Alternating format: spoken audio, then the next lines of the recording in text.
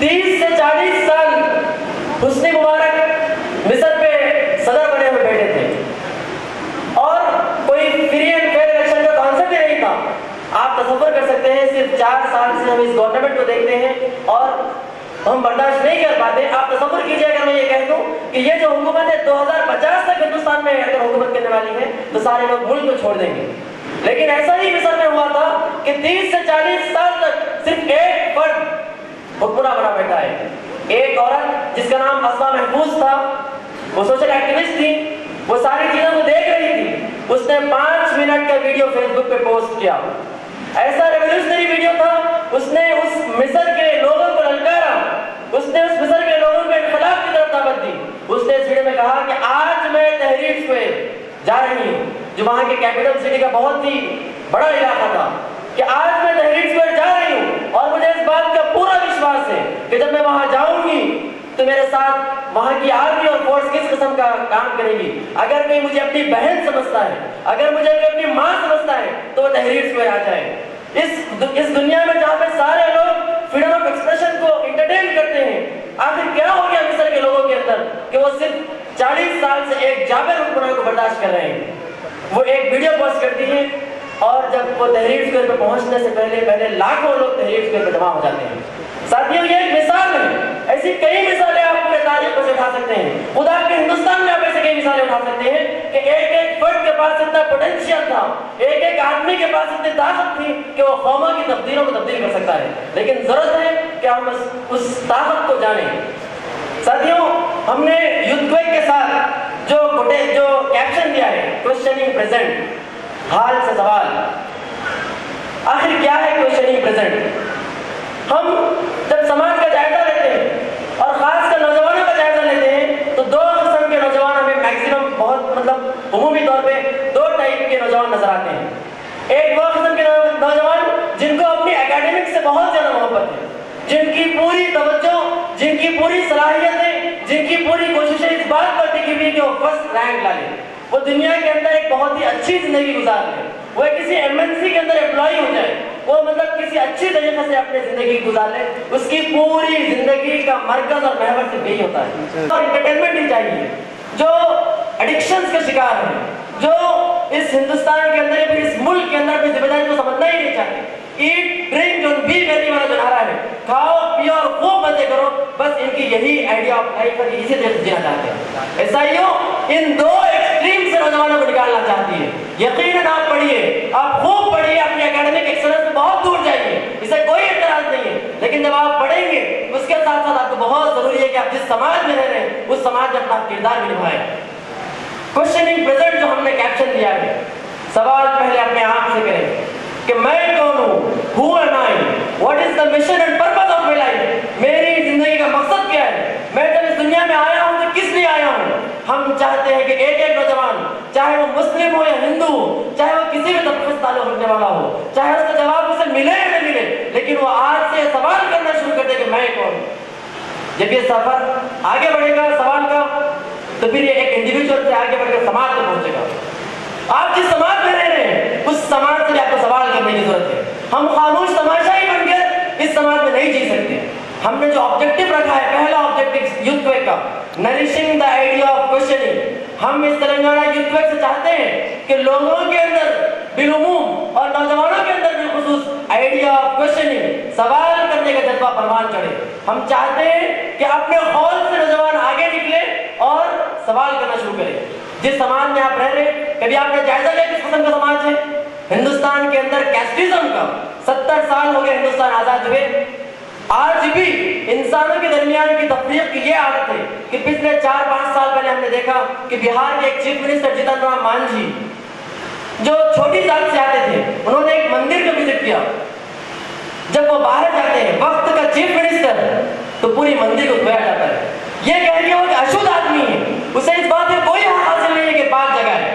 عیسائیوں سمجھتی ہیں کہ ایسے جتنے خیالات کو, ایسے جتنے جھوٹے چیزوں کو سماج کے اندر پروان چڑھایا گیا, ہم اس ہر چیز سے سوال کریں گے. جب کوسچننگ پریزنٹ کا سفر اور آگے بڑھتا ہے تو ہم یہاں کی حکومت سے بھی سوال کریں گے. جب اس ہندوستان کا دستور بن رہا ہے بلڈنگ آلٹرنیٹو ڈسکورس, یہ آلٹرنیٹو ڈسکورس کیا ہے؟ خاص کر تلنگانہ کے پرسپیکٹو میں بات کروں، تلنگانہ 4 سال اس کی عمر ہے اور ہم چاہتے ہیں کہ ہر ایک کو آئیڈیا آف نیشن دیکھنے کا حق ہے۔ ہندوستان کو اگر ایک کمیونسٹ ہے تو وہ ہندوستان کو اپنی لینسز سے دیکھے گا، اگر وہ ایک کیپٹلسٹ ہے تو یقیناً یہاں پہ فریڈم آف ایکسپریشن حاصل ہے کہ وہ ہندوستان کو ایک کیپٹلسٹ کی آنکھ سے دیکھے۔ ہم سمجھتے ہیں کہ پچھلے 70 سال میں ہم نے دیکھا 1992 میں USSR جب فنا ہو گیا تھا، کمیونزم کی جنازہ زمین نکل گیا تھا، اور اب ہم دیکھ رہے ہیں اکوپائی وال اسٹریٹ کا جو موومنٹ ہے، پھر اس کے بعد ہونے والے جتنے واقعات ہیں، کیپٹلزم کا بھی جنازہ نکلے جا رہا ہے۔ یہ دو راستوں کے اندر بھی نہ ملک ترقی کر سکتا ہے اور نہ تلنگانہ ترقی کر سکتا ہے۔ ہم جو الٹرنیٹو ڈسکورس کی بات کرتے ہیں، اگر میں مہاتما گاندھی کی زبان میں بات کروں، آپ نے اپنے ایک میگزین ینگ انڈیا میں لکھا تھا کہ جب ہندوستان آزاد ہوگا تو اس دیش کو ضروری ہے کہ وہ ابو بکر اور عمر جیسی حکومت کرے۔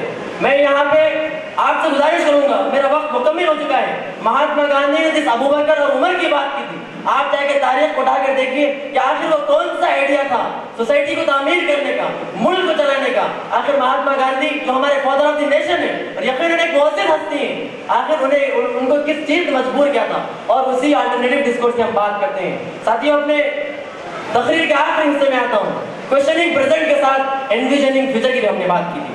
ہمارا کام صرف تنقید کرنے کا کام نہیں ہے، ہمارا کام صرف کرٹیسائز کرنے کا کام نہیں ہے۔ جہاں پہ ہم تنقید کریں گے اور ضرور تنقید کریں گے اور ضرور سوال بنائیں گے، وہاں پہ ہم اس ملک کو، اس ریاست کو ہم ایک متبادل بھی پیش کریں گے، ہم ایک فیوچر، ایک مستقبل تلنگانہ کا ہو، پھر اس ملک کا ہم بتانا چاہتے ہیں۔ انویژننگ فیوچر کے تحت وہی ڈسکورسز ہم کھڑانا چاہتے ہیں، وہی ڈیبیٹس یہاں پہ کھڑانا چاہتے ہیں جو تلنگانہ کو اور ہندوستان کو صحیح جگہ لے جا سکے۔ یہ کچھ باتیں تھیں تلنگانہ یوتھ میں کوشچننگ پریزنٹ اور انویژننگ فیوچر کے حوالے سے میں آپ کے ساتھ رکھنا چاہ رہا تھا۔ وقت مکمل ہو چکا۔ جزاک اللہ، السلام علیکم۔ بسم اللہ الرحمن الرحیم۔ Student Islamic organisation of India, SIO of India کے جنرل سیکرٹری برادر خلیل صاحب، SIO of India Telangana chapter کے صدر جناب لئیم احمد حافظ صاحب، اور SIO کے فارمر نیشنل پریزیڈنٹ جناب محمد اظہر الدین صاحب، اور ڈائس پر تشریف فرما شہر نظام آباد کے سیاسی، سماجی، مذہبی جماعتوں کے ذمہ دار، اس کانفرنس میں شریک دوستو، السلام علیکم ورحمۃ اللہ وبرکاتہ۔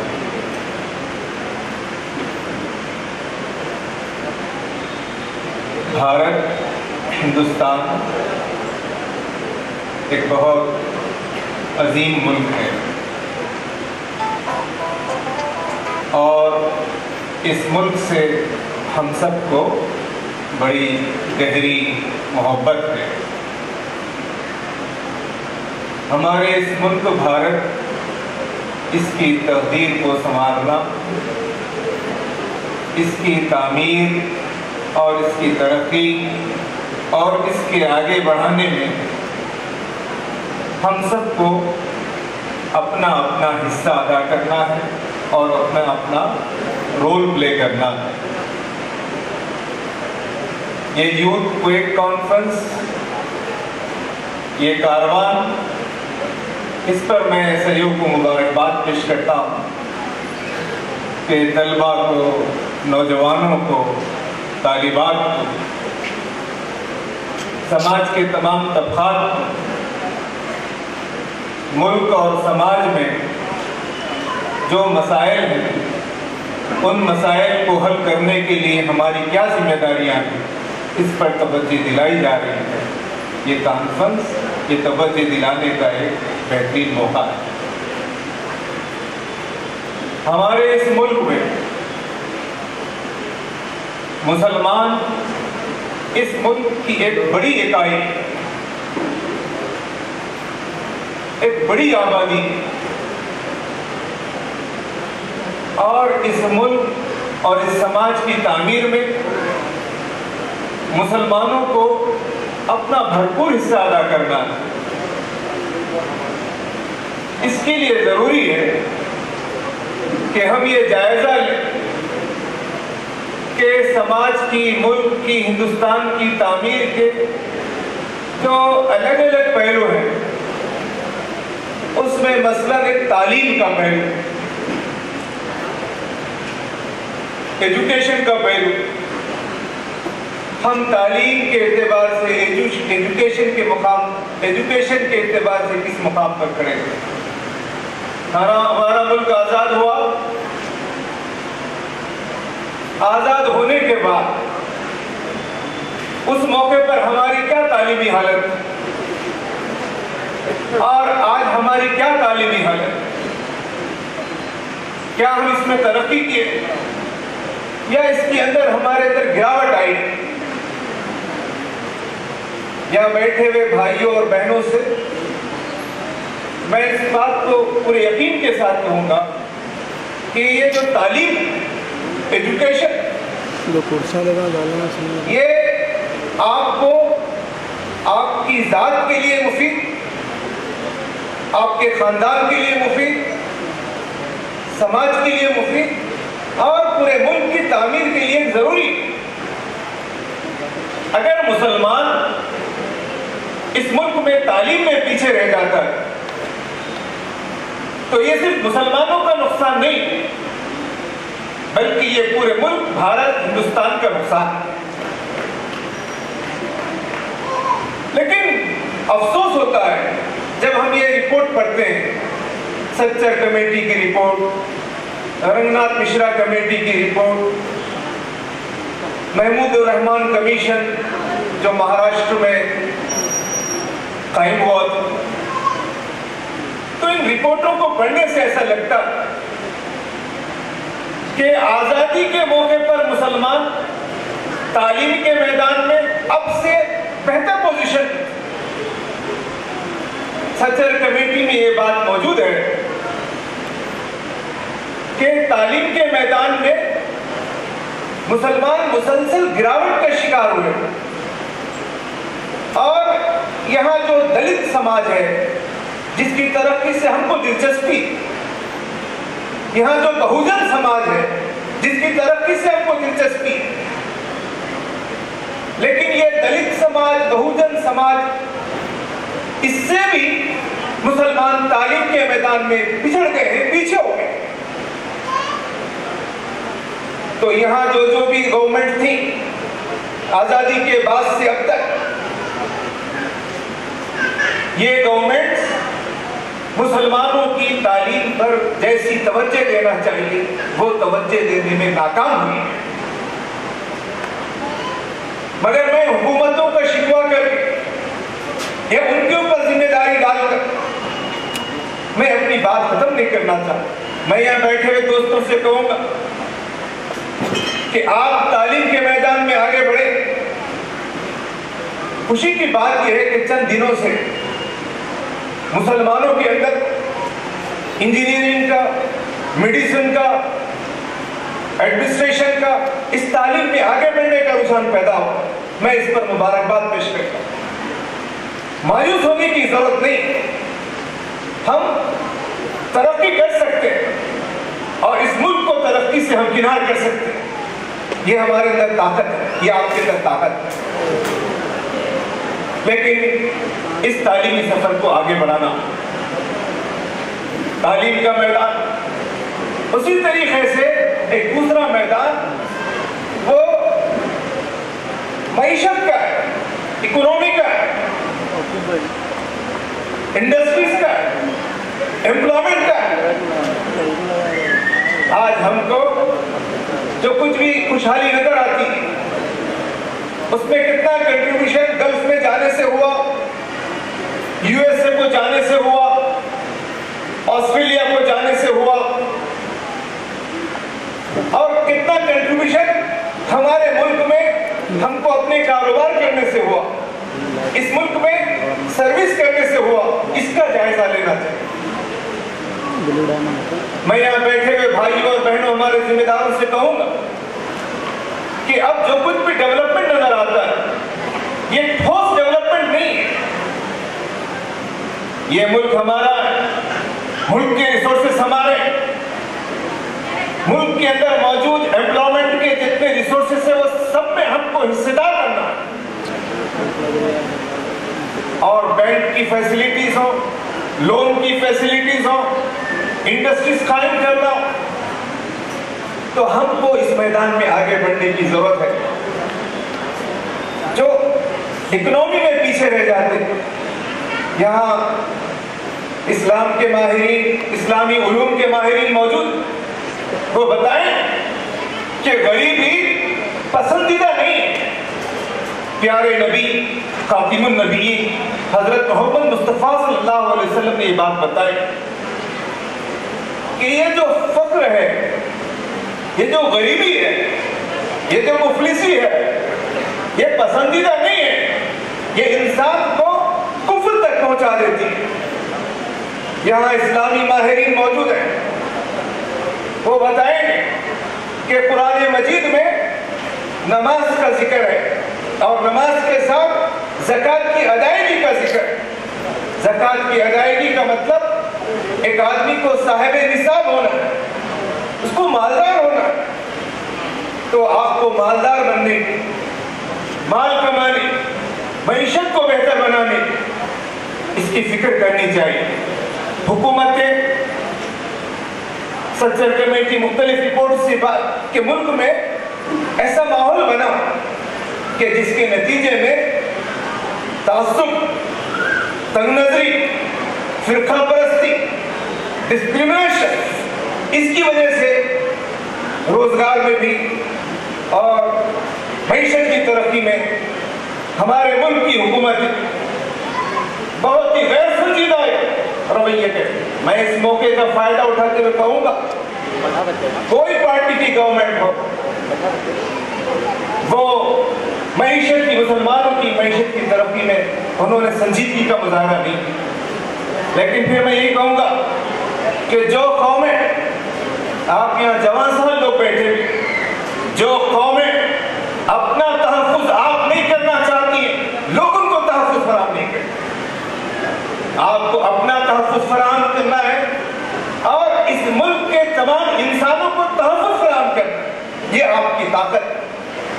تو ہم کو اس سماج میں اپنا رول کیا انجام دینا ہے اور اس سماج کی بہتری میں کیا حصہ ادا کرنا ہے، معیشت کے میدان میں آگے بڑھیں۔ کسی ایک کا کھل کر اعلان نہیں کر سکتے، کھل کر اعلان نہیں کر سکتے۔ نہیں بولے تو اپن کیسا جا سکتے کہتے ہیں اہل اسلام کے درمیان نہیں، اپن جیب کے سے وابستگی قدم رکھتے ہیں، 700 روپئے لیکن ان کے ساتھ ساتھ ان کے مخالفین کے کاموں سے بھی وابستہ ہوتے ہیں۔ کیا تو نیٹ ہوگا ہمارا، نیتیں ان کی خالص نہیں ہوتی، مفادات کے وہ بندے ہوتے ہیں۔ مولانا نعیم صدیقی صاحب نے اپنی کتاب، سیرت کی کتاب محسن انسانیت میں اس بات کا ذکر کیا ہے کہ منافقین کی تعداد کتنی تھی۔ تعداد جتنی بھی تھی، تعداد نہیں بتائی انہوں نے، لیکن اس میں ایک اہم چیز کا انکشاف کیا ہے۔ تعداد کا اندازہ یہ ہے کہ شاید سینکڑوں سے تجاوز کی ہوئی ہوگی۔ انہوں نے انکشاف اس بات کا کیا کہ ان سینکڑوں منافقین میں کتنے لوگ تھے جو 40 سال سے کم عمر کے تھے، 40 سال سے کم عمر کے تھے۔ ذہن یہ اس طرف جاتا ہے کہ شاید ایک بڑی تعداد ہوگی جو 40 سال سے کم عمر کے لوگوں پر مشتمل منافقوں کی ہوگی۔ انہوں نے بتایا کہ صرف ایک فرد تھا، صرف ایک فرد تھا جس کی عمر منافقین میں 40 سال سے کم عمر تھی، اور وجہ جو بیان کی وہ بڑی پیاری ہے۔ وہ وجہ یہ بیان کی کہ 40 سال سے کم عمر کا مطلب ہے نوجوان، اور نوجوانوں کی فطرت میں یہ بات نہیں ہے کہ وہ کسی چیز کو حق سمجھتے ہوں کسی چیز کو سچ مانتے ہوں اور اس سے کھل کر اپنی حمایت کا اعلان کرنے کی ہمت نہ رکھتے ہوں. یہ کسی نوجوان کے شائن شان نہیں ہے. نوجوان تو جس چیز کو صحیح سمجھ لے اس کا کھل کر اعلان بھی کرے گا اور اس پر مر مٹے گا. اپنا تن من اور دھن، اپنا سب کچھ، اپنی صلاحیتیں، اپنے اوقات اور اپنا سب کچھ، سارے وسائل اس کے لیے لگا دے گا. وہ چھپ کر خفیہ انداز میں، منافقانہ انداز میں کسی چیز کی حمایت نہیں کر سکتا. نوجوانی کے شاعر شان کی یہ بات نہیں ہے. تو بھائیو، اس تمہید سے میں یہ بتانا چاہ رہا ہوں کہ نوجوانی جس چیز کا نام ہے، یوتھ اور یوتھفل نیچر جس چیز کا نام ہے، وہ یہ ہے کہ کھل کر انسان اپنے موقف کا اظہار بھی کرے اور اپنے اس موقف کی حمایت میں اپنی پوری شخصیت کو، اپنے اوقات کو، اپنی توانائیوں کو پیش کر دے. جس چیز کو بھی وہ صحیح سمجھتا ہے، لیکن وہ کنٹریبیوٹر کی حیثیت میں، وہ ایک پرفارمر کی حیثیت میں، وہ ایک ایکٹیوسٹ کی حیثیت میں، وہ ایک داعی اور ایک مجاہد کی حیثیت میں اپنے آپ کو پیش کرے. یہی نوجوانوں کے شائن شان. اسی چیز کو نوجوانی کہتے ہیں. اسی قوت اور اسی حوصلے اور اسی امنگ کا نام ہے نوجوانی. نوجوانی انہی چیزوں کا متبادل ہے، سینونیم ہے، مترادف ہے. اور آج اگر سماج میں مختلف مسائل ہیں، چاہے امت مسلمہ کے مخصوص حلقے میں ہو یا پورے سماج میں ہو، چاہے ہندوستان کی سطح پر ہو یا انٹرنیشنل لیول پر ہو، بہت ساری وجوہات میں سے ایک وجہ یہ بھی ہے کہ یہ جو کور گروپ ہے، یہ جو سماج کا عنصر ہے، یہ جو پرمغز حصہ ہے نوجوان، یہ اپنی اس کیپیسٹی سے، اپنے اس پوٹینشیل سے، اپنے اس اصل جوہر سے محروم ہو چکے ہیں. علامہ اقبال کی شاعری کا ایک حصہ میں ایک شعر بار بار سناتا ہوں اور جی تھکتا نہیں ہے اس کو سناتے ہوئے. انہوں نے جو امت کی اور سماج کی کمزوری کی مختلف وجوہات بیان کی، ایک موقع پر تمثیل کے ساتھ یہ بیان کیا کہ ابو العلا معرہ نام کا ایک فرد کھانے کے لیے بیٹھتا ہے اور اس کی پلیٹ میں بھنا ہوا مرغ آتا ہے. مرغ کے مفادات، جو پہلا اس کپلیٹ کا، اس شعر کا جو پہلا حصہ ہے وہ یہ ہے کہ افسوس صد افسوس کے شاہین نہ بنا تو. شاہین پال کا فرضی لیکن محبوب ترین پرندہ ہے. ایسا پرندہ جس کے ذریعے انہوں نے پورا پکچرائز کیا ہے اپنی پسندیدہ دنیا کو. پرندوں کی دنیا کے ایک بیتاج بادشاہ کے طور پر اس کو پیش کیا. کون سی صفات ہیں شاہین کی جو اس کو پرندوں کی دنیا کا بادشاہ بناتی ہیں؟ اقبال کی شاعری کو ہم پڑھیں گے تو اس کی بھرپور ترجمانی ہوتی ہے. شاہین مستقل حرکت کرنے والا ہوتا ہے، مسلسل حرکت کرتا ہے، جدوجہد کرتا ہے. ایک منزل کے بعد دوسری منزل، دوسری منزل کے بعد تیسری منزل، آسمان کی بلندیوں میں وہ اڑتا ہے. آرام اس کو زیب نہیں دیتا، وہ عیش کوش نہیں ہوتا، وہ اپنی نفسانی خواہشات کا بندہ نہیں ہوتا، وہ اپنی دنیا آپ پیدا کرتا ہے، وہ دوسروں پر منحصر نہیں ہوتا ہے، وہ دوسروں سے بھیک نہیں مانگتا ہے، اس کا اپنا کوئی نشے من نہیں ہوتا ہے. پرندوں کی دنیا کا درویش ہوں میں کہ شاہی بناتا نہیں آشیانہ. وہ ایک منزل کے بعد دوسری منزل اور دوسری منزل کے بعد تیسری منزل مسلسل حرکت میں ہوتا ہے، انتہائی خوددار اور غیرت مند ہوتا ہے.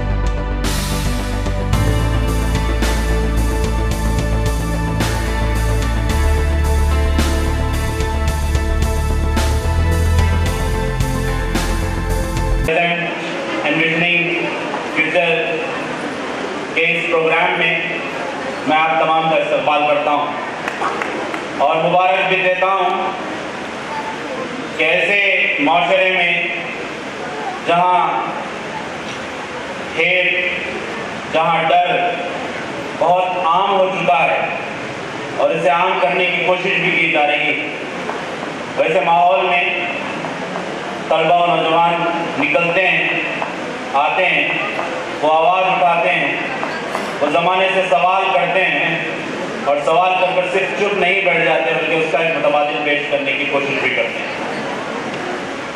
ملک کے جو حالات تیزی کے ساتھ بدلتے جا رہے ہیں، یہ بات بہت ضروری ہے، اور ہو سکتا کہ پچھلے 70 سال میں اس ملک نے اس قسم کے کرٹیکل واقعات نہیں دیکھا تھا جو حال میں ہم دیکھ رہے ہیں۔ اس ملک کے اندر سسٹمیٹیکلی یہاں کے مختلف نیریٹیوز کو بدلنے کی کوشش کی جا رہی ہے۔ وہ سیکولرزم جو بھارت کے سمویدھان کے دوارا یہ بات بتاتا ہے کہ تمام مذاہب کو اس ملک کے اندر یکساں دیکھا جائے گا، تمام مذاہب کے ماننے والے انسانوں کو اس ملک کے اندر برابر حقوق ملیں گے، تمام مذاہب کے ماننے والے انسانوں کو اس ملک کے اندر برابر کی جسٹس ملے گی، اس سیکولرزم کی پریبھاشا کو اس طریقے سے بدلا جا رہا ہے کہ اس ملک کے اندر ایک میجورٹیرین ڈیموکریسی ہوگی، اور وہ میجورٹیرین ڈیموکریسی اس ملک کے اندر اگر مائنورٹیز کو رہنے کا موقع دیتی ہے تو یہی ان کی سیکولرزم کی پریبھاشا ہے۔ یہ پریبھاشا کو ہم کبھی اس ملک کے اندر بننے نہیں دیں گے۔ یہ ہمارا عزم ہے کہ جس کنسنشول ایگریمنٹ کے ساتھ اس ملک کا سمویدھان بنا ہے، اس سمویدھان کے بنانے کے لیے یہاں کے مسلمانوں نے، یہاں کے دلتوں نے، یہاں کے آدیواسیوں نے، یہاں کے عورتوں نے، یہاں کے مردوں نے، تمام ملک کے اندر بسنے والی قوموں میں ایک ساتھ جدوجہد کی، اور ان تمام کے حقوق کے تحفظ کے لیے ایک سمویدھان اس ملک کے اندر بنایا گیا ہے۔ لیکن اگر اس ملک کے اندر یہ نیریٹیوز کو بدلنے کی کوشش کی جائے تو پھر یقیناً عیسائیوں کا نوجوان سب سے آگے اپنے آپ کو پیش کرے گا اور اس کو بدلنے کی کسی قسم کی اجازت کو نہیں دے گا۔ اور اسی طریقے سے ہم سماج کے اندر بھی یہ میسیج بڑے پیمانے پہ عام کریں گے۔ آج آپ کو ایک دو واقعات کے ذریعے سے میں سمجھاتا ہوں کہ کس طریقے سے سوچ کو بدلا جا رہا ہے۔ آج جوڈیشری کے اندر، انویسٹیگیشن ایجنسیز کے اندر اگر کوئی ایشو ہوتا ہے، کہیں پر اخلاق کی ہتیا ہو جاتی ہے، اور اس اخلاق کی ہتیا ہونے کے بعد، موب لنچنگ ہونے کے بعد وہاں پر لوگ جاتے ہیں، تحقیق کرنے والے ادارے جاتے ہیں، اور آیا ان کو یہ کرنا تھا کہ وہ جن لوگوں نے لنچنگ کیا ہے اس لنچنگ والوں کو پکڑتے، ان لوگوں کا ٹرائل کرتے اور ان کو ایکیوز بناتے ہوئے سلاخوں کے پیچھے ڈالتے، ان کے ساتھ قانونی کارروائی کرتے، لیکن وہ فوری طور پر پہنچتے ہیں اور وہ ایلیگیشن کی بنیاد پر جس پر اخلاق کی ہتیا ہو جاتی ہے، اخلاق کو مار ڈالا جاتا ہے، اخلاق کو قتل کر دیا جاتا ہے، اس کے فریج میں جاتے ہیں اور تلاش کرتے ہیں کہ آیا اس کے اندر کون سا گوشت چھٹا ہے۔ یہ کس قسم کا نیریٹو ہم بنانے کی کوشش کر رہے ہیں؟ دوستوں، یہاں پر جو لوگ بدامنی پھیلا رہے ہیں، جو لوگ موب لنچنگ کرتے ہیں، جو لوگ ہیٹ پھیلاتے ہیں، جو لوگ جنڈر کو جو ہے ہیوملیٹ کرتے ہیں، جو لوگ یہاں پہ ریپ کو عام کر رہے ہیں، وہ کیوں کر رہے ہیں؟ اس قسم کا کام کرنے میں ان کو ایک مزہ آ رہا ہے، وہ نفرت کو پھیلانے میں اپنے آپ کی سپریمیسی محسوس کرتے ہیں۔ اس قسم کی سپریمیسی کے ذریعے سے سماج کے اندر ہارمونی بلڈ نہیں ہوگی، سماج کے اندر رواداری بلڈ نہیں ہوگی۔ ہم چاہتے ہیں کہ حکومت اور یہاں کے جو ادارے ہیں وہ بڑے سخت اقدامات کے ذریعے سے ایسے عناصر ہمارے اگر سماج کے اندر، ہمارے گلیوں میں، ہمارے چوراہوں پر، ہمارے محلوں میں پائے جاتے ہیں تو اس کو دریافت کریں اور ان انفرنج ایلیمنٹس کو فوری طور پر وہاں پر کنٹرول کرنے کی کوشش کریں۔ تلنگانہ کا ماحول بہت ہی پیسفل ماحول ہے، لیکن یہ ملک ایک جسم کی مانند ہے۔ اگر اس ملک کے اندر ماحول خراب ہوتا ہے، اس ملک کے اندر انسانوں کو ان کے حقوق سے محروم کیا جاتا ہے، اس ملک کے اندر یہاں کے بسنے والے مائنورٹیز اگر وہ تھریٹن محسوس کرتے ہیں، وہ فیئر محسوس کرتے ہیں، اس ملک کے اندر سوشل فیبرک کے اندر اگر ہیٹ کو ڈال دیا جاتا ہے تو یقیناً اس ملک کے تمام انسان اس سے سفر کرنے والے ہوں گے۔ اگر کوئی واقعہ کسی اسٹیٹ کے اندر ہوتا ہے، یہاں کے سوشل فیبرک کو اس کا امپیکٹ پڑتا رہے گا۔ ہم چاہتے ہیں اگر یہاں پہ ممکن ہے جس طریقے سے ٹیلی ویژن کے ذریعے سے، مختلف ٹی وی شوز کے ذریعے سے اسٹیریوٹائپ کیا جا رہا ہے، امیج کو اسٹیریوٹائپ کیا جا رہا ہے، ریلیجن کی بنیاد پہ اسٹیریوٹائپ کیا جا رہا ہے، کاسٹ کی بنیاد پہ اسٹیریوٹائپ کیا جا رہا ہے، ان چیزوں کو فوری طور پر روکنا ہوگا، اور اگر وہاں پر اسٹیٹ اپنی بھومکا نبھا سکتا ہے تو اسٹیٹ کو آگے بڑھ کر اپنی بھومکا نبھاتے ہوئے یہاں کے سوشل فیبرک کو بچانے کی پوری طریقے سے کوشش کرنا چاہیے۔ دوستوں، اسی طریقے سے ملک کے اندر ایک بڑا خطرناک معاملہ ہوا، وہ معاملہ NRC کا معاملہ ہے۔ نیشنل رجسٹر آف سٹیزنز بنایا گیا اور یہاں پر پوری دنیا کے اندر ایک عجیب و غریب واقعہ کہ ایک بڑی 30 لاکھ کی آبادی 40 لاکھ کی آبادی نیشنل رجسٹر آف سٹیزن شپ سے محروم ہے، ان کا نام سٹیزن شپ کے رجسٹر میں ایڈ نہیں ہوا ہے۔ آسام کے اندر یہ سٹیزن شپ کا جو ہے پروسیس چلایا گیا، لیکن NRC کے اندر 40 لاکھ لوگوں کو اس ملک سے یعنی اس ملک کے رجسٹرڈ سٹیزن شپ سے اگر ان کو نکال دیے جانے کا مطلب کیا ہوگا؟ یا تو وہ اس ملک کے اندر غلاموں کی طرح زندگی گزاریں گے، یا تو اس ملک سے بے دخل کر دیے جائیں گے اور وہ پڑوسی ریاستوں میں جا کر جانوروں کی طرح ریفیوجی کیمپس میں زندگی گزاریں گے، جس کا نظیر آج پوری دنیا بنی ہوئی ہے۔ یورپ کے اندر کیا ہو رہا ہے ہم جانتے ہیں، پورے مڈل ایسٹ کے اندر جو قیاس ہوا ہے وہ قیاس ریفیوجیز کو جنم دیا ہے۔ جو ریفیوجیز آج یورپ کے ممالک میں جانوروں کی طرح زندگی گزار رہے ہیں، ان کے کوئی رائٹس نہیں ہوتے ہیں، ان کے کوئی حقوق نہیں ہوتے ہیں، بلکہ وہاں پر ان کو بہت محرومی کے ساتھ زندگی گزارنا پڑتا ہے، بہت جگہوں پر ان کو سلیوز کی طرح استعمال کیا جاتا ہے۔ یہ معاملہ ہمارے ملک کے اندر NRC کی شکل میں ہو رہا ہے۔ ہم چاہتے ہیں کہ NRC کے اندر جن لوگوں کا نام ایکسکلوڈ ہوا ہے بڑی تیزی کے ساتھ ان کا انکلوژن کرنے کی کوشش کی جائے، بڑی تیزی کے ساتھ ان کے سرٹیفکیٹ کا ویریفیکیشن ہو اور ان کا انکلوژن کرنے کی کوشش کی جائے۔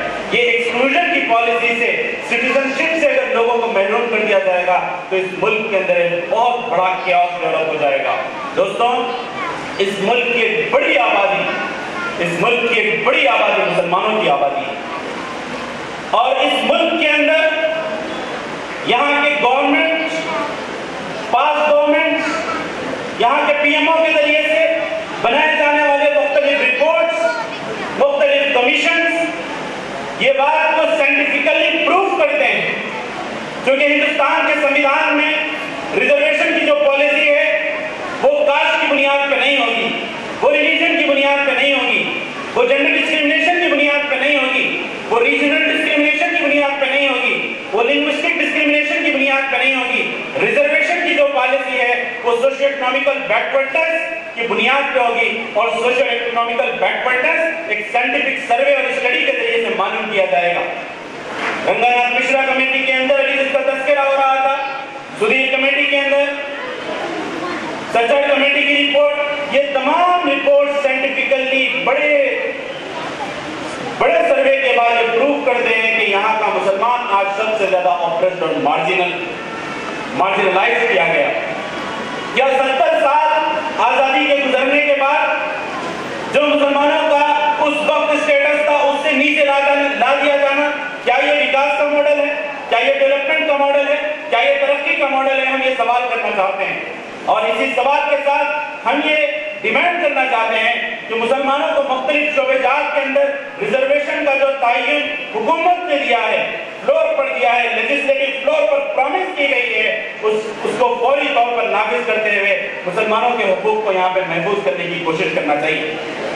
اسی طریقے سے یہ ملک ایک ڈیموکریٹک ملک ہے، ایک عظیم جمہوریت والا ملک۔ یہ ملک پورے دنیا کے اندر ایک لارجسٹ ڈیموکریسی سمجھا جاتا ہے، اپنے پاس ایک زبردست سنویدھان رکھتا ہے، کانسٹیٹیوشن رکھتا ہے، لیکن ایک لارجسٹ ڈیموکریسی کے اندر اگر کیمپس ڈیموکریسی نہ ہو، اگر کیمپسز کے اندر لوگوں کو گفتگو کرنے کا موقع نہ ملے، ان کو اختلاف کا موقع نہ ملے، ان کو اپنی رائے کو اظہار کرنے کا موقع نہ ملے، تو اس لارجسٹ ڈیموکریسی کے اندر اگر ہم کیمپس ڈیموکریسی کا موقع نہیں دیتے ہیں تو پھر یہ لارج ڈیموکریسی کے ساتھ ناانصافی ہوگی۔ اسی لیے ہم ڈیمانڈ کرتے ہیں حکومت سے، اس یوتھ کویک کے ذریعے سے ہمارا ڈیمانڈ رہے گا کہ جس بنگارو تلنگانہ کا خواب آپ نے رکھا ہے، یقیناً وہ بنگارو تلنگانہ اس پورے ملک کو کنٹریبیوٹ کرنے کا کام کرے گا۔ یقیناً وہ بنگارو تلنگانہ کے اندر ہم سمجھتے ہیں کہ تمام بسنے والے انسانوں کی یکساں ترقی ہوگی۔ یقیناً ہم سمجھتے ہیں کہ وہ ریموٹ ایریاز میں پائے جانے والے آدیواسیوں کو بھی وہ حقوق ملیں گے جو حیدرآباد کے مین سٹی کے اندر پائے جانے والے ایک شخص کو ملتا ہے۔ اس بنگارو تلنگانہ کے لیے یونیورسٹیز کے اندر، اسٹیٹ یونیورسٹیز کے اندر جو اسٹوڈنٹس پائے جاتے ہیں وہ اسٹوڈنٹس کے یونین الیکشنز इलेक्शंस करवाने की गवर्नमेंट यहाँ पर इजाजत है। वो यूनियन इलेक्शंस पर जिस पर आंध्र प्रदेश की गवर्नमेंट ने बैन लगाया था, हमारा ये डिमांड है कि वो यूनियन इलेक्शंस पे बैन तेलंगाना की गवर्नमेंट उठा दे, हम सब मिलकर तेलंगाना बनाएं। ये इसलिए कि स्टूडेंट एक्टिविज्म होगा, स्टूडेंट के दरमियान इख्तिलाफ होगा, तो उसके जरिए से बहुत नरिश आइडियाज निकल कर आएंगे। वो आइडियाज जो इस स्टेट को कंट्रीब्यूट करने वाले होंगे, वो आइडियाज दिल्ली में जाकर इस स्टेट को रिप्रेजेंट करने वाले होंगे। ऐसे आइडियाज, ऐसे नौजवान, बासलाहियत नौजवान पूरे दुनिया में जाकर कंट्रीब्यूट करने वाले होंगे। तो ये हमारा इस यूथ वेक के जरिए से बड़ा डिमांड रहेगा जो हुकूमत के सामने रखना चाहते हैं। वहीं पर जो हालात तेजी के साथ बदल रहे हैं मुल्क के अंदर, इस सिलसिले में भी तेलंगाना की हुकूमत बहुत ज्यादा मुतवज्जे रहे। और हमारी भी ये जिम्मेदारी है दोस्तों, हम अपने नुक्कड़ों पर, अपने चौराहों पर, अपने गलियों पर नजर रखें। अगर वहाँ के कोई इनफ्रिंज एलिमेंट्स पाए जाते हैं, वो लोग जो हेट फैलाने वाले हैं, वो लोग यहाँ पे बदमनी फैलाने वाले हैं, वो लोग जो क्राइम्स करने वाले हैं, अगर हम महसूस करते हैं कि वो कहीं मौजूद है, तो उसकी हमको इन्फॉर्मेशन फौरी तौर पर यहाँ के लॉ एंड इन्फोर्समेंट एजेंसीज को देनी होगी, ताकि यहाँ का सोशल फैब्रिक बरकरार रहे। दोस्तों, हालात कितने ही नागजील हो, हालात कैसी ही करवटें पलटे, लेकिन तारीख इस्लाम इस बात का शाहिद है कि सख्त से सख्त आजमाइशों में ये कौम सीखना और उससे बाहर निकलने का सलीका भी जानती है। पूरी अपनी इज्जत और आबरू की हिफाजत के साथ, ये अज़्म मुसम्मम के साथ फिर वो गोल्डन एरा को वापस ला सकती है। वो गोल्डन एरा, वो वेलफेयर का एरा जो सिर्फ मुसलमानों के लिए नहीं बल्कि बसने वाले पूरे इंसानों के लिए वो बहुत मुफीद साबित होगा। इसी तेलंगाना यूथ को इससे हम ये पैगाम देना चाहते हैं कि इस मुल्क के अंदर पीस का वो माहौल हो जिसके नतीजे में एक खातून जिसकी मिसाल अल्लाह के नबी सल्लल्लाहु अलैहि वसल्लम से दी थी कि ज़ना से हज़रत मौत तक अगर एक खातून सोने का डंडा उठाते आपके साथ बड़ी आज़ादी से घूम सके, जहाँ पे जो शख्स जो खाना चाहता है, जो पहनना चाहता है, बड़ी आज़ादी के साथ वो अपने आप को नुकसान न पहुँचाते हुए बड़ी आज़ादी के साथ इस मुल्क के अंदर जिंदगी गुजार सके, ऐसे भारत के निर्माण का हम ख्वाब रखते हैं। और यकीनन यूथ को उसके अंदर एक माइलस्टोन साबित होगा, उसके अंदर एक कंट्रीब्यूटर साबित होगा। लेकिन दोस्तों, अज़ाइम, हौसले ये तो बुलंद होना चाहिए, सोच बुलंद होना चाहिए, लेकिन सिर्फ इसके नारे लगाने से कुछ नहीं होगा। कहाँ जाना है? इस बात को बड़े जोर से कहने और वाह करने से कुछ हासिल होने वाला नहीं है। मैं आप तमाम से ख्वाहिश करता हूँ कि ये यूथ पर आपकी जिंदगी का एक चेंज बनना चाहिए, आपकी जिंदगी का एक चेंजिंग फैक्टर बनना चाहिए। ये यूथ को डिफाइन करे आपकी जिंदगी के अंदर एक पॉजिटिव तब्दीली, ये यूथ को डिफाइन करे कि आप मुस्तकबिल में इस मुल्क के अंदर इंसानों के लिए बड़े पैमाने पे कंट्रीब्यूट करने के जज्बे के साथ आगे आएंगे। सेल्फिश और सेल्फ सेंट्रिक लाइफ से बाहर निकलकर इंसानों की खिदमत करने का, इंसानों को देने का, सोच के देने का, इल्म के देने का, अगर जरूरत पड़ी तो इस दुनिया को माल से भी मदद करने का दाइया हम अंदर पैदा करेंगे। ये जज्बे के साथ अगर आप आगे बढ़ेंगे तो यकीनन ये होने वाला यूथ को आपकी जिंदगी के अंदर एक मुस्लिम चेंज आएगा। वही चेंज जो आपकी जिंदगी में आएगा, उसी चेंज के नतीजे में आपके खानदान बदल जाएंगे, उसी चेंज के नतीजे में आपका माशरा बदल जाएगा, कम्युनिटी बदल जाएगी और उसी चेंज के नतीजे में पूरा मुल्क बदल जाएगा। नफरत बहुत ज्यादा दिन तक जिंदा रहने वाली नहीं होती। जो लोग नफरत को अपने दिनों में लिए जिंदगी गुजारते हैं वो बहुत महरूमी की जिंदगी गुजारते हैं, वो मुश्किली की जिंदगी गुजारते हैं। जिन लोगों के दिलों में दूसरों के मुताबिक नफरत होती है वो दहशत और डर में जिंदगी गुजारते हैं, वो कभी जिंदगी में अमन के साथ नहीं रह सकते हैं। नफरत की उम्र बहुत बड़ी नहीं होती दोस्तों, उसकी जिंदगी बहुत बड़ी नहीं होती, वो बहुत जल्द खत्म हो जाएगा, ये मामला बहुत जल्द तय। आप लोग लेकिन तय करना होगा कि आप किस किस्म का मुस्तकबिल बनाना चाहते हैं और ये यूथ को इंशाअल्लाह उस मुस्तकबिल को बनाने में शामिल साबित होगा। अल्लाह से दुआ है कि अल्लाह ताला इन अज़ाइम में हमको खड़ा उतारे। अल्लाह से दुआ है कि अल्लाह ताला जो नौजवान यहाँ पे जमा हुए हैं, तलबा और तालिबात जमा हुए हैं, let them be the changing factor of the whole society and the whole nation. जज़ाकल्लाह वाक़िल दावाना। ఈరోజు మీ అందరికీ తెలుగు అర్థమవుతుందా? అర్థం కాని వాళ్ళు మరి అర్థమయ్యేటట్టు వాళ్ళకి పక్కన ఉన్న వాళ్ళకి చెప్పండి, నేను తెలుగులో మాట్లాడతాను. చాలా సంతోషం. వేదికను అలంకరించిన పెద్దలందరికీ, నా ముందున్న స్టూడెంట్స్కి, మరి వారి పేరెంట్స్కి, మీడియా మిత్రులకి, ప్రెస్ సోదరులకి అందరికీ నా ధన్యవాదాలు. చాలా సంతోషంగా ఉంది ఈరోజు. అంటే నాకు సడన్గా ప్రోగ్రాం చెప్పారు, అయినా నేను వస్తానని చెప్పాను. ఇది మంచి కార్యక్రమము. నాకు ఎందుకంటే నాకు ఎంత బిజీ షెడ్యూల్ ఉన్నా నేను పబ్లిక్లో నేను కలవాలి, వారితో ప్రేమగా మాట్లాడాలి అనే ఆలోచన నాలో ఎప్పుడు తడుతుంది. మరి ఎంత నైట్ అయినా నేను ఒక 5-10 నిమిషాలు హాఫ్ అన్ అవర్ అన్న టైం ఇచ్చి ఇక్కడికి వస్తానని చెప్పడం జరిగింది. మరి జమాత్ ఇస్లామీ కార్యక్రమాలు చాలా ప్రోగ్రాం నిజామాబాద్లో జరిగాయి. దాంట్లో భాగంగా నన్ను ఎప్పుడు ఇన్వైట్ చేస్తారు, మంచి మంచి కార్యక్రమాలు చేపడతారు. మరి ఎప్పుడు ఇన్వైట్ చేసినప్పుడు నేను వెళ్తున్నాను. కాకపోతే ఏంటంటే కొంచెం నాకు హిందీ నాకు ఇబ్బంది అవుతుంది, కానీ నేను తెలుగులో మాట్లాడతాను 2 మాటలు మీ అందరి గురించి. అంటే అన్ని కాంపిటీషన్లో మరి ఈరోజు అన్ని ప్రోగ్రాంలో కాలేజీ వాళ్ళందరూ వచ్చి మరి ఈరోజు ఈ కార్యక్రమాన్ని ఇక్కడ పెట్టుకోవడం చాలా సంతోషంగా ఉంది. మన నిజామాబాద్ నగరంలో మరి ఇక్కడ పెట్టుకోవడం అనేది నాకు చాలా సంతోషంగా ఉంది. అంటే అన్ని కాంపిటీషన్ అంటే అన్ని ప్రోగ్రాంలో పాల్గొని మరి ఎలక్షన్స్ పెట్టుకొని గెలిచిన వాళ్ళకి నా చేతుల మీదుగా వారికి బహుమతి ఇవ్వడం అది గొప్ప విషయం. అది నా అదృష్టంగా నేను భావిస్తున్నాను. మరి నా నిజామాబాద్ నగర ప్రజలు, మైనారిటీ సోదరిమణులు ఎట్లా ఉంటారంటే కులాలకు మతాలకు తేడా లేకుండా మరి ఐక్యతగా ఒక అన్న తమ్ముళ్ళలాగా, అక్క చెల్లెలలాగా, నన్ను ఒక సోదరిమణులాగా చూస్తున్నందుకు మరొకసారి మా మైనారిటీ సోదరులందరికీ చేతులెత్తి నమస్కరిస్తున్నాను. చాలా సంతోషంగా ఉంది. ఖలీల్ అహ్మద్ ఖాన్ జనరల్ సెక్రటరీ, మరి అదేవిధంగా లైక్ అహ్మద్ ఖాన్ నుంచి వచ్చి మరి ఈరోజు ఈ ప్రోగ్రాం ఏర్పరిచినందుకు వారిని నేను అభినందిస్తున్నాను. మరి నా చేతుల మీదుగా మీ అందరికీ బహుమతులు ఇవ్వడం మరొక్కసారి కూడా నేను సంతోషపడుతున్నాను. ఇట్లాంటి కార్యక్రమాలు ఏమున్నా నన్ను ఇన్వైట్ చేయండి, నేను తప్పకుండా వస్తాను. నేను తెలుగులో మాట్లాడినా కానీ మీ అందరికి అర్థమవుతుంది. హిందీ కొంచెం రాక తడబడతాను, కానీ తెలుగులో స్వచ్ఛంగా మాట్లాడగలుగుతాను. మరి మీ అందరి ఆశీస్సులతో ఈరోజు నేను స్టేజ్ పైన మైకు పట్టుకొని మాట్లాడగలుగుతున్నానంటే మరి మీ అందరి ఆశీస్సులు నా పైన ఉన్నాయి. నన్ను ఒక ఆడబిడ్డగా చూసుకుంటున్నారు కాబట్టి, ఒక నగర మేయర్గా కాకుండా మరి నన్ను ఒక ఆడబిడ్డగా మీరు అందరు చూసుకుంటున్నారు. చాలా సంతోషంగా ఉంది. అంటే నేను మైనారిటీ ప్రోగ్రామ్స్ ఏమున్నా కానీ నేను వెళ్తాను తప్పకుండా.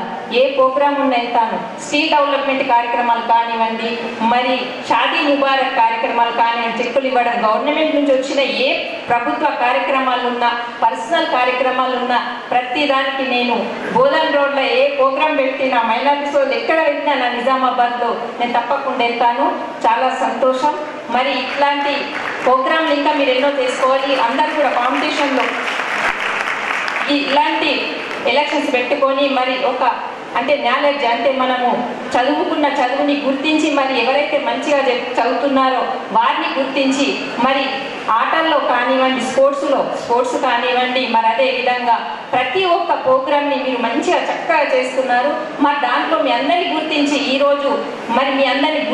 ఈరోజు ఇక్కడ మరి నా చేతుల మీద బహుమతులు ఇప్పించడం అనేది చాలా గొప్ప విషయము. చాలా సంతోషం.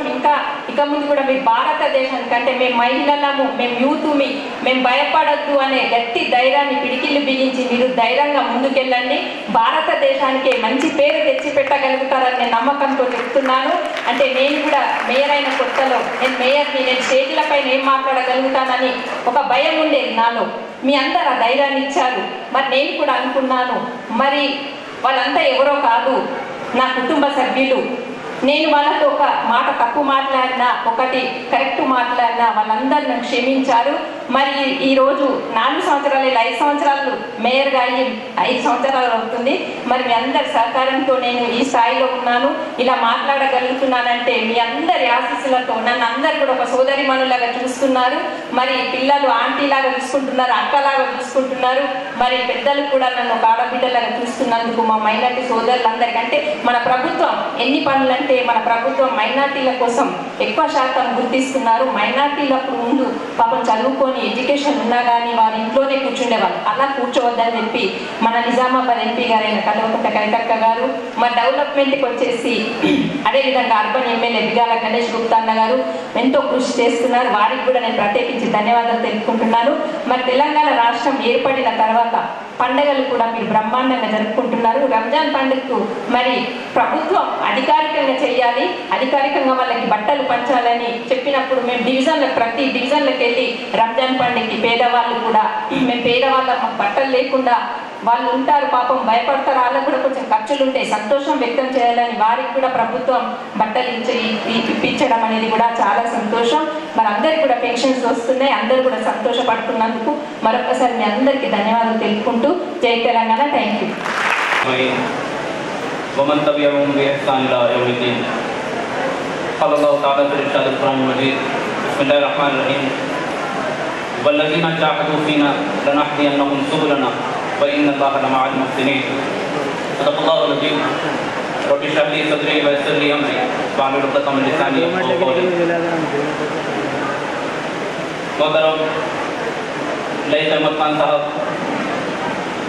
State president SIO Telangana state,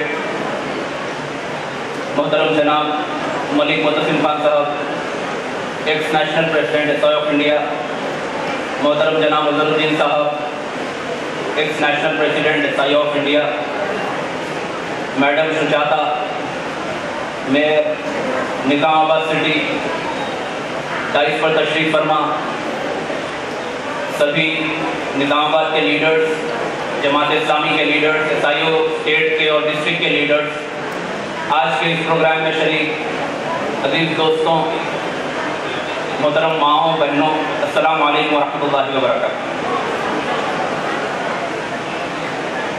سب سے پہلے میں SIO تلنگانہ کو اس بات کی مبارکباد دوں گا کہ ڈمنشنگ ہوپس میں، ایسے ماحول میں جہاں پر انسانوں کی کریڈیبلٹی پر کوسچنز ہوتے ہیں، جہاں پر ہیومن ویلیوز کو ڈمنش کر دیا جاتا ہے، جہاں پر بار بار مسلم ایشوز کو کوسچنز کے دائرے میں لیا جاتا ہے، ایسے ماحول میں ایک ہوپ کا نعرہ انہوں نے لگایا، ایک بہت ہی پر امید نعرہ انہوں نے لگایا، نوجوانوں کو اس بات کی طرف باور کرنے کی کوشش کی کہ دیکھیے یہ ملک آپ کا ہے، یہ سماج آپ کا ہے، آپ اس کے ریئل اونر ہے۔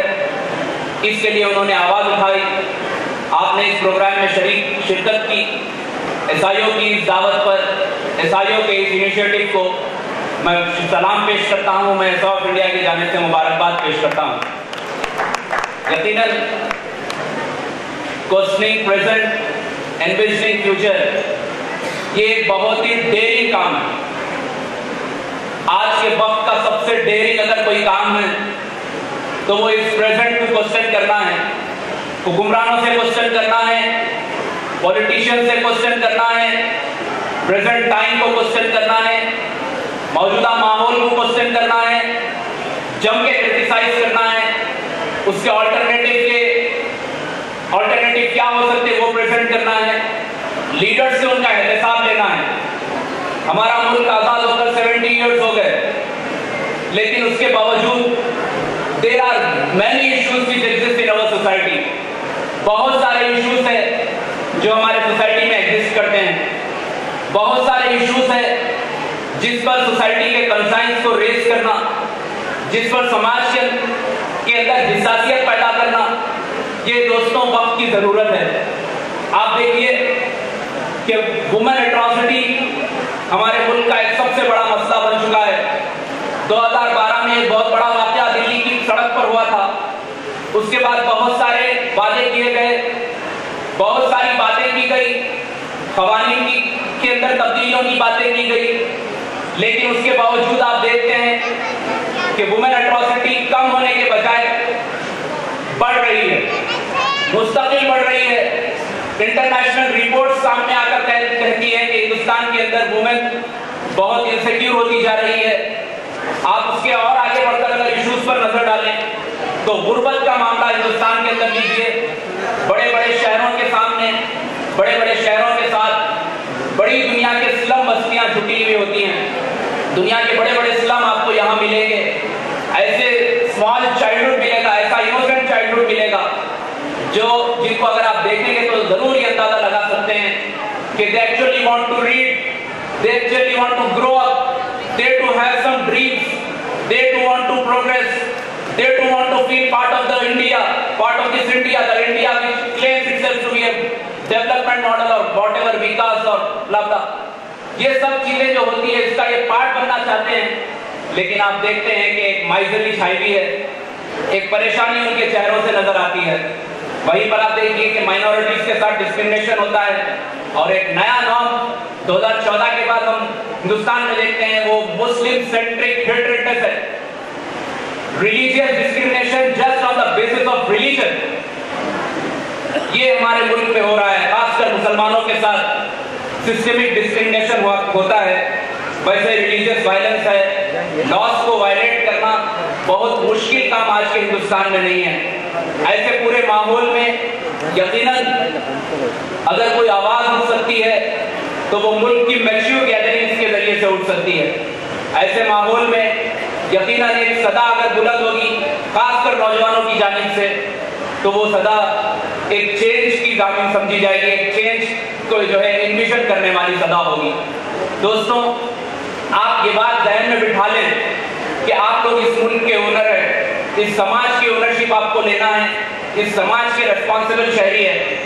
कुछ लोगों को इलेक्ट करके हम लॉ मेकिंग बॉडीज में भेज दें, कुछ लोगों को कुछ जिम्मेदारी दे दें और हम अपनी जगह सेटिस्फाइड रहें, ऐसे काम नहीं बनेगा। आपको आगे आना होगा और यकीनन आगे आना होगा। आप अगर आगे आएंगे तो ये फिजा जरूर बदल जाएगी। हिस्ट्री हमारी विटनेस है, आज के दौर में भी ऐसे ममालिक विटनेस है जहां पर नौजवानों ने जब सामने आया, नौजवानों ने जब अपने इश्यूज पर बात किया, उनके फ्यूचर पर बात किया, प्रेजेंट टाइम को क्वेश्चन किया, क्रिटिसाइज किया और नए डायनामिक्स को पेश किया, तो यकीनन वो मुल्क प्रॉस्पर हुए, यकीनन वो समाज तरक्की किए। और एसआई ऑफ तेलंगाना का ये जो एक इनिशिएटिव है, यकीनन मैं उन तमाम destructive forces, those who want to destroy the beauty of this nation, यकीन नहीं रखते, उनसे मैं कह देना चाहूंगा कि यू विल बी फेल्ड इंशाअल्लाह। आप फेल हो जाएंगे, आप अपने अज़ाइम में कामयाब नहीं होंगे, इसलिए कि एक अवेयर गैदरिंग इस मुल्क में मौजूद है। वो अवेयर गैदरिंग जरूर अपनी रिस्पॉन्सिबिलिटी को प्ले करेगी, वो अवेयर गैदरिंग अपने नुकात को सामने रखेगी, अपनी स्ट्रगल करेगी और यकीनन इस समाज को भी हम महफूज रखेंगे और इस मुल्क को भी हम महफूज रखेंगे। मोअज़्ज़िज़ सामीन, ऐसे मौके पर तीन अहम चीज़ों की तरफ मैं आपकी जो है नज़र लाना चाहता हूँ। तीन अहम चीज़ें आपको अपनी जिंदगियों में लाना है। सबसे पहला महाज जिस पर आपको काम करना है, नौजवानों को काम करना है, वो है इल्म और फिक्र और अखलाकी महाज। ये हर नौजवान की जिम्मेदारी है। इल्मी महाज पे आपको काम करना है, फिक्री इंटेलेक्चुअल डेवलपमेंट आपको काम करना है और मोरालिटी, एथिक्स, ये अपनी लाइफ के अंदर आपको लाना है। Just by claiming some big, just जो है कुछ बिग क्लेम्स करना और कुछ बड़े दावे करना, इससे कोई काम नहीं बनेगा, बल्कि अपनी लाइफ के अंदर वो तब्दीली आपको लाना है। दूसरा और अहम जो काम आप लोगों को करना है वो जद्दोजहद करना है।